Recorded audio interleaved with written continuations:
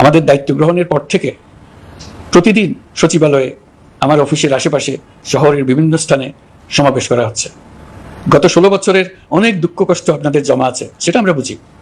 আমাদের যদি কাজ করতে না দেন, তাহলে দুঃখ ঘোচানোর সকল পথ বন্ধ হয়ে যাবে। আপনাদের কাছে একান্ত অনুরোধ, আমাদের কাজ করতে দেন। আপনাদের যা চাওয়া তা লিখিতভাবে আমাদেরকে দিয়ে যান। আমরা আপনাদের বিপক্ষ দল নয়।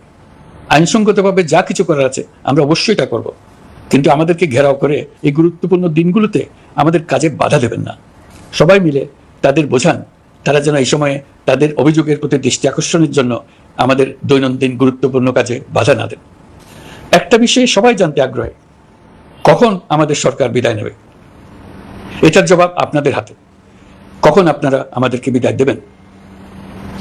আমরা কেউ দেশ শাসনের মানুষ নই।